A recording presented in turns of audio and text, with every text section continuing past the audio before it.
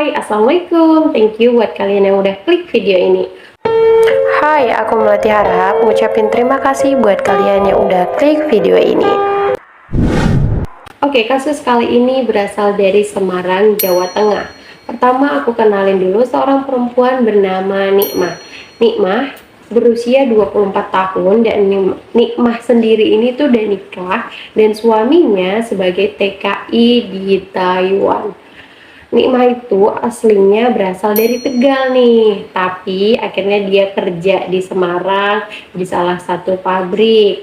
Udah nih dia kerja, ya kehidupannya kayak biasanya gitu loh. Dan si Nikmah tiba-tiba kedatangan seorang laki-laki bernama Imam Sobari yang gak lain adalah mantan dia. Jadi si Imam Sobari ini dulu pernah pacaran sama si Nikmah waktu Nikmah itu masih SMA gitu, tapi akhirnya mereka melakukan hubungan suami istri ketika mereka itu belum nikah, dan waktu itu Nikmah juga masih sekolah. Orang tuanya Nikmah ini marah gitu loh, kayak yang anaknya kok bisa dihamilin kan masih sekolah. Dia ngelaporin hal itu ke polisi dengan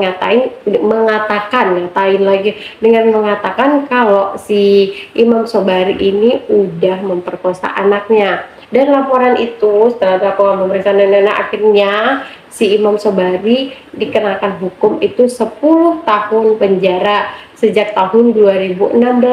Tapi karena dia dapat remisi di tahun 2021, waktu penjaranya itu masih 6 tahun, akhirnya dia dikeluarin. Dia pergi ke Tegal, tempat asal dia. Terus dia juga pergi ke rumahnya si Nikmah gitu, merasa kangen lah sama mantannya. Karena kan dulu tuh orang itu ngelakuin hubungan itu kan bukan karena paksaan ya, tapi karena ya mereka pengen ngelakuin ya, perbuatan itu gitu loh. Terus dia juga pengen ngeliat anak dia, udah deh tuh. Terus orang tuanya Nikmah di situ nyambut dia tuh baik-baik aja. Dia bilang gini, orang tuanya Imam, Nikmah itu udah nikah gitu, dan sekarang dia itu kerja di Semarang. Nikmah si Imam Sobari ini yang ngerasa kangen lah sama mantannya itu, akhirnya nyusul si Nikmah ke Semarang. Walaupun dia udah tahu nih kalau si Nikmah udah nikah, tapi mungkin dia ngerasa kayak ya udahlah, lagian suaminya juga jauh di Taiwan ini. Akhirnya ditemuin setelah dia udah berusaha, dan ketemulah si Nikmah ini. Ya nggak tahu caranya gimana, intinya entah di Facebook entah apa, pokoknya akhirnya dikasih tahu nih kalau orang itu ketemu. Udah ketemu, ternyata si Nikmah juga kemungkinan besar itu masih sayang sama si Imam Sobari. Akhirnya mereka itu ya bisa dibilang CLBK.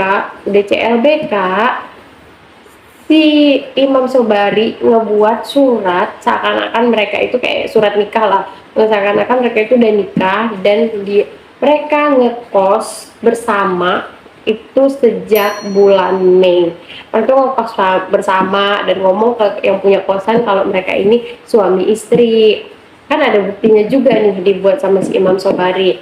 Mereka tinggal dari Mei, Juni, Juli, terus tanggal 16 Juli nih si Nikmah itu ngerasa kayak gedek gitu ya sama si Imam. Kenapa? Karena si Imam ini nggak kerja, kerjanya cuma tidur, ngerokok, makan, berak, tidur lagi. Bener-bener kerjaannya tuh cuma itu doang. Kayak kok yang kerja aku doang ya?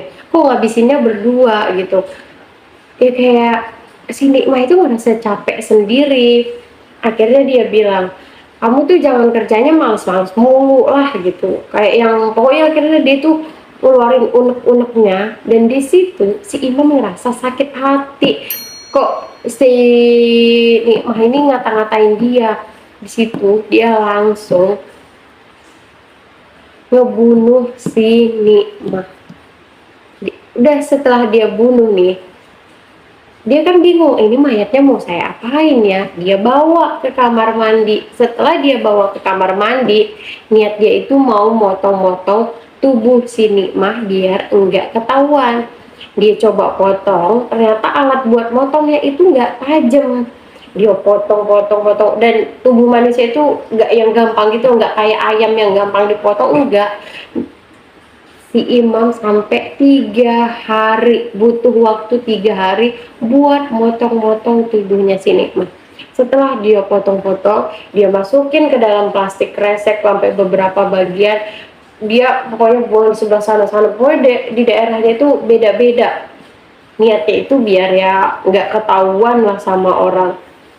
Setelah dia potong-potong, di tanggal 24 Julinya ada seorang nelayan itu kaget nemuin plastik. Pas dibuka ada kayak bagian-bagian tubuh perempuan. Di situ dia kaget banget. Warga juga kayak heboh atas penemuan si nelayan ini dan dilaporkanlah ke polisi. Udah dilaporkan ke polisi, di hari itu juga dilakukan penelusuran, dan kebetulan yang banget itu ditemuin salah satu ATM, dan di ATM itu diperiksa lah ini namanya, nana identitasnya, dan bener aja ketahuan kalau mayat ini itu bernama Nikmah. Dan dicurigain lah si Imam Sobari ini, udah dicurigain si Imam Sobari, ternyata dia udah enggak di Semarang, dia itu udah balik ke Tegal. Dan di Tegal itu si Imam Sobari ketemu sama orang tuanya si Nikmah. Dia ngasih uang ke ayahnya Nikmah, ngomong gini, "Bapak, ini uang saya titipkan buat anak saya ya Pak," gitu. Jadi di situ tuh anaknya Nikmah sama Imam Sobari itu tinggal sama orang tuanya si Nikmah. Orang tuanya kayak yang ngerasa seneng gitu. Ternyata uang yang dikasih sama Imam Sobari itu adalah uang dari hasil dia ngejual emas, dan juga dia ngambil uang di ATM Nikmah. Jadi setelah dia ngebunuh Nikmah itu, dia ambil emasnya, dia ambil ATM-nya, dan dia pergi ke rumah orang tua Nikmah ngasih uang hasil dia ngebunuh anaknya gitu. Oke, dan setelah itu dia langsung pergi ke salah satu stasiun. Dia mau pergi ke luar kota, tapi di pertengahan kota sebelum dia nyampe ke tujuan itu, akhirnya dia ditangkap sama polisi. Setelah dia ditangkap sama polisi, dia ceritain lah gimana dia ngebunuh, berapa lama waktu dia ngebunuh, sampai akhirnya dia kabur ini. Dan setelah kejadian itu, setelah jadi pemeriksaan itu, akhirnya si Imam Sobari kemungkinan akan dapat tiga pilihan. Pertama itu paling parah hukuman mati, hukuman seumur hidup, dan yang paling ya minimal itu 20 tahun penjara. Dan kejadian ini baru aja, yaitu di Juli 2022. Kasian banget suaminya gitu loh, kayak yang udah dapet enggak, maksudnya kayak gini tuh, kayak yang dia udah nerima Nikmah dalam keadaan si Nikmah ini udah punya anak dari laki-laki lain. Terus setelah dia pergi jadi TKI buat cari uang, istrinya selingkuh lagi. Aku bingung di sini, kayak yang apa seharusnya si Nikmah sama Imam Sobari itu sebelumnya itu dinikahkan gitu loh. Soalnya dari ceritanya juga kalau si Imam ini gak move on dari si Nikmah, dan Nikmah juga buktinya masih nerima si Imam. Jadi dua-duanya sebelumnya itu gak move on, tapi dipaksa oleh keadaan untuk berpisah, akhirnya berpisah ya. Dan jadilah hal ini, kasihan banget buat suaminya Nikmah, tapi ya buat Nikmah juga kita kirim Al-Fatihah, semoga amal ibadahnya diterima Allah Subhanahu wa taala. And terima kasih buat kalian yang udah nonton video ini. See you di cerita selanjutnya. Bye bye.